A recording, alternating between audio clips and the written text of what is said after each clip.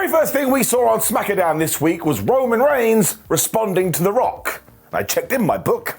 That's big stuff. Well, I suppose to us it was a big deal, but not to the head of the table. He just went, ha ha ha ha ha, and he walked off. I don't think he gives a damn. Also, hello my friends and welcome to Ups and Downs, the only wrestling review show on YouTube that you should be watching, which isn't the case. Go and watch whatever the flub you want. However, only one person has the finger of power, the fop, and that's me. So many people come and give me ups and downs. I'm at their social media, but you don't have a finger of power, so you're just gonna have to deal with it. Let's up those downs. We also had Smackdown specific stuff that we did have to sort out though, so it was time for the finals of the United States tournament. I knew this was going to be fun as well, and I was totally right, because you've got a modern day GOAT in Kevin Owens, and ever since Santos Escobar turned heel, well that man is a laugh riot. Of course Logan Paul was on commentary as well, because he wanted to see who his next challenger was going to be. When Cruz del Toro and Joaquin Wilde just turned up, they fought Humberto Carrillo and Angel Garza, I suppose they were idiots, a couple of weeks ago, and they just fought their way to the back. So now it was mano a mano. Owens also capitalized on this too because he wrecked Santos and hit the frog splash and he got a 1-2-ooh. I was like, man, one day we should really do that. Be like Goldberg versus Lesnar for 2016, but in a totally different way. Kevin also kept looking at Paul throughout all of this, which was a terrible idea, because Santos was like, well, I'm going to take your arm and I'm going to smash it into Rita the ring post, which of course brings us the Rita the ring post rabbit. Now, my rabbit that I ordered still hasn't arrived. I'm getting a bit worried about it. So today, we are using a Care Bear. The point is this: stop throwing people into Rita the ring post. It's not fair. Escobar then went after Owens' arm like it was flashing red when he tried to go up to the top rope, but Kevin Owens stopped that with a DDT. When I swear, these two, there must have been a magnet on the turnbuckle, because they went up there, they came down. They went up there, they came down, and eventually Kevin Owens was able to hit this ridiculous suplex, and he got another 1-2-ooh. It was really funny though, because when we came back from the commercial break, once again, they're on top of the turnbuckle, and I was shouting, would you get down from there? Although it went terrible for Kevin. He went from the senton, and this time he went right into Santos's knees. Ruh-roh. Escobar then went right for a Frankensteiner, so more of this match was in the air, but of course Kevin Owens kicked out of that when we built to a big old finish,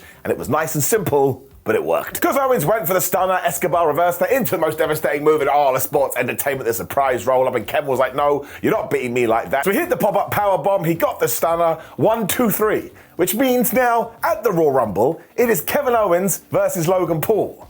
I didn't know that I needed this match, but I really, really do. As they were both out there as well, Logan grabbed a microphone. He was all like, I am the greatest United States champion ever. Also, KO, you can't be the champ. You're from Canada. Owens kind of listened to this for a while too, before he decided, nah man, you're really annoying. And he just punched him right in the face. I tell you, that was very therapeutic. If I had to make a prediction as well, I would assume that Paul would retain, but how the flub do you get away with that one? Honestly, I thought this was really fun. Give it an up. Bobby Lashley and the Street Profits were then shown making their way to the ring when they told us it's going to be an almighty new year. I was like, I get it. That's your catchphrase. Before that, though, we did see Logan Paul being all wibbly-wobbly in the backstage area when of all the people Grayson Waller and Austin Theory were there to help him, when Cameron Grimes just walked in. Where have you been? He thought this was hilarious, so Grayson pushed him.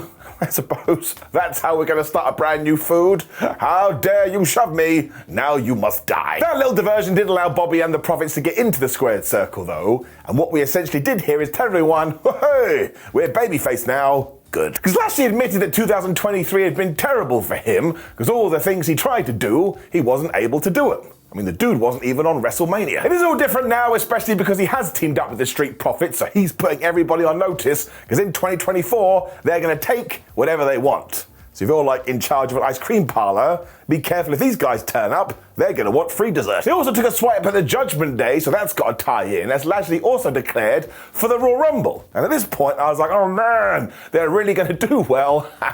When on January the 5th or whatever it is, it went super duper bad. Because this has to tie into yet more gang warfare, and I love gang warfare, because out came Karrion Kross, out came Scarlett, when they were joined by Paul Ellery. I started to do the dance of joy. I predicted it right. Not really. I saw a spot on the internet, but I'm taking it. They were soon joined by the returning authors of pain, though, who jumped these guys from behind, and they stood there and read a book. They didn't do that. They did finish off Angelo Dawkins and Montez Ford, though, as Karrion hit that crazy new finish onto Bobby, when this brand new stable stood tall. And I tell you, they've got the first thing down. They looked really cool. I really hope we do see this through though, because we have tried and just given up on Karrion Kross loads of times, and clearly he does have the talent. But once again, all these people together in one big schmozzle looks pretty good to me, so I'll keep everything crossed. But don't forget about Bobby Lashley and the Street Profits too. They deserve some gold as well.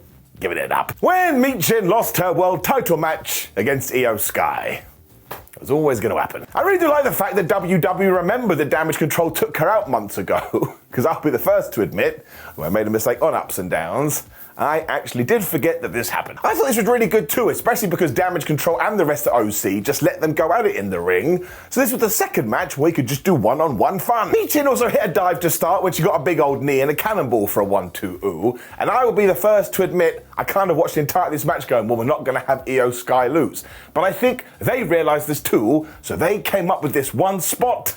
My word, it got me. Before that, though, she did apply a single-leg Boston crab. I was like, wait a minute, you're not even from Boston. And even when Sky went for a springboard, Michin just went, nope, smashed her in the mouth. I think IYO then realised that she had to up her game, so she hit a flipping German suplex on the ring apron. Das ist der Streitgeister, tell das Ring. And they must have been watching the Kevin Owens match too, because they kept going up to the tippity top. But that is when, of all the things, Michin hit an avalanche Stars Clash, and she got the 1, and she got the 2, and she was actually going to get the 3. And do you know what IYO SKY did? She shot out her arm, and she grabbed the bottom rope, and you're damn right it got me. That was some good old wrestling. Michin very sadly then took it one step far because she went to murk IYO SKY on Barrier Barricade, missed, so she ate it instead. When they went back into the ring, moonsault, 1, 2, 3. But there was this thing in the air where you're like, man, that IYO, she got away with one. It really was a great performance by Michin though, who has just reminded everyone, maybe you should do some more stuff with me in 2024. We should. Up. We then had a Paul Heyman interview after this. They give you the headline, he's not happy with The Rock. And he's not happy with anyone. Because the only reason the Great One does want to sit at the head of the table is because Roman Reigns is already there. And let's not forget, you're not allowed to have a seat at the head of the table unless you are invited to the dinner of relevancy.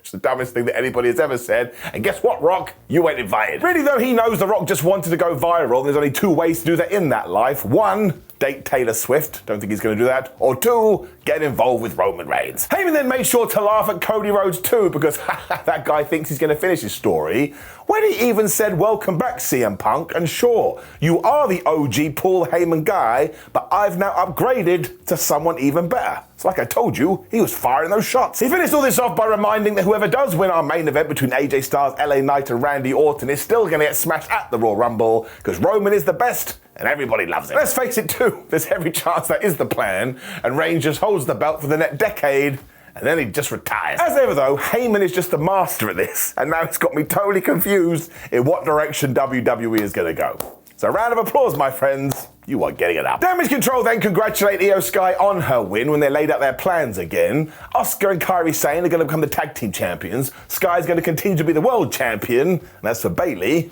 she's going to win that there Royal Rumble. This is when Bianca Belair walked in, because why not? And she was like, yeah, you're not going to do that, because I'm going to win the Royal Rumble. And when she left again, that's right, she arrived just to leave, Dakota Kai was like, hey, Bales, you better sort out Bianca Belair.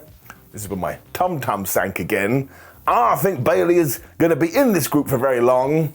They're definitely going to screw her over. Then right after this too, we did have a mystery, because it was time to find out who Butch's tag team partner was going to be. Scary fingers. I also predicted this as well, so that's 2 for 2 for me. What a lucky boy I am. And it was NXT's Tyler Bate. So man, this is just the best thing ever. Because not only are Butch or Pete Dunne and Tyler Bate reunited on SmackDown, but they were taking on Pretty Deadly. So I was like, man, what a great advert for British wrestling. They totally killed it too, and it was so much fun. And basically what happened here is Butch came into the ring with all his meters powered up, so he hit all his signature spots, when Tyler Bate did the exact same thing. I don't think anyone told Pretty Deadly this. They came in with everything at normal. We then got the double dives as a wink and a nod to 2023 when we cut to the commercial break. When we came back, Pretty Deadly were just in control. Problem was, WWE showed us a replay, so now I can't do my joke. My year is totally ruined. The whole point though was to build to the hot tag to Tyler Bate, who got in there, did a standing shooting star press, then he did his twirly whirly thing. I don't know why that's so much fun to watch, but it is. We're all very weird. Butch was then back in as they hit a combo for a 1-2-ooh when Kit Wilson decided, no, I'm having none of this, and he started to get involved with people on the top rope. I was like, why is this the theme of this week's SmackDown? It actually didn't help at all because the good guys shook it off like they were Taylor Swift. I'm hoping to go viral when they hit a double tiger driver. Don't often see that. And they got the 1, 2, 3. And Tyler got the pin here. Man, he was so elated. His smile was so damn big. So I have no idea if this is a permanent thing or not, but I am massively intrigued. Also, we need to work Sheamus back into this. And Rich Holland is now back on NXT. So we are moving the chess pieces, but it's getting it up. It was enjoyable. We then had more random stuff next. Because who do you think walked into Nick Aldis's office? It was Ashante, the Adonis. Once again, I was like, where have you been? He actually totally agreed with this though, and he told Nikki, listen, in 2024, I want more opportunities. And Aldis went, yeah, I think you deserve some opportunities. So I suppose he's about to get a push. Watch this space. It also meant we got to our main event, and as always, SmackDown just flies by. And it was AJ Styles versus LA Knight versus Randy Orton to see who the #1 contender was gonna be.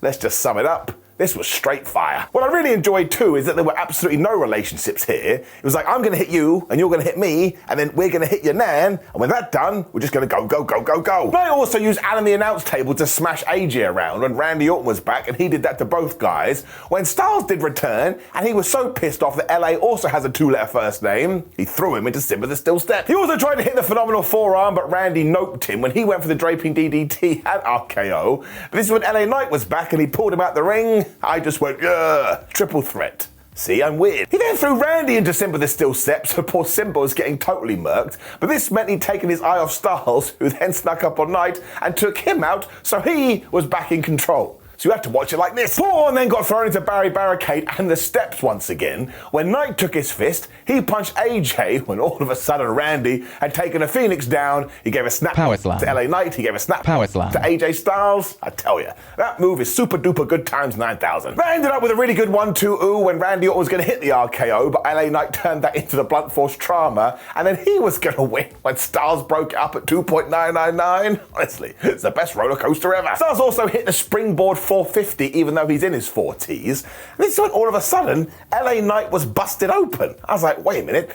that's the second time we've had blood on WWE TV in a week. Is it making a comeback? And is it going to be in the Royal Rumble? We then got all the finishes and all the breakups when, my word, AJ Styles went for the phenomenal forearm. He went right into the RKO, which always looks wonderful. And just when Orton was going to win, LA Knight pulled out the referee. This is why I like the dumb rules. In a triple threat match, that was perfectly fine. And once again, it got me. As all three guys were then trying to figure out what to do next, we got and out came Roman Reigns. This made me chuckle so much. I was like, Roman, it's been 20 minutes. What took you so long? It really was pretty cool though, because he was like a damn mafia boss as he told Jimmy Uso and Solo Sikoa to go and sort everybody out. And he joined in too. And yeah, this poor trio of guys, they got absolutely murked. Of course, once again, this is fine because there is no DQ in the three-way, which is dumb, but I love it.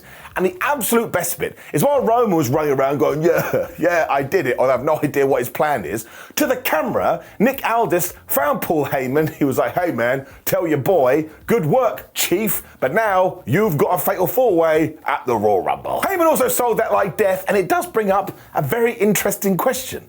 Are we doing this because Roman Reigns is going to lose his super duper championship without being pinned so he can do this match with The Rock? I just want to tell you, that's a terrible idea. That is not the way you lose that belt. I mean, maybe that happens and even The Rock gets involved or something. I mean, you tell me in the comments below. And yes, I admit that sometimes going 20 minutes and then having a match end in a schmoz is frustrating, but that wasn't the case here. Sometimes things just clicked. It clicked. I really did enjoy this as well, and now I'm super pumped for the Rumble, especially because I want to know if we're going to nuke a 1,000 plus day title reign. Seriously, you should go and watch this, even if you do know the ending. Up. Which brought us to the end of SmackDown. Of course, it's going to get an up. And look, I understand I've gone crazy with ups and not that crazy with downs this week, but I think every single company came out firing in 2024. That gets me excited in my tootsie toes. Or my feet. I don't know why I say it. Now, please do like the video, share the video, and subscribe, and click the video on the screen, which is ups and downs for AEW Dynamite. I'd appreciate if you watch all the ups and downs, but otherwise, have a terrific weekend. There is no pay-per-view over the next 2 days. Can you believe it? But they'll be back soon, and I'll see you then.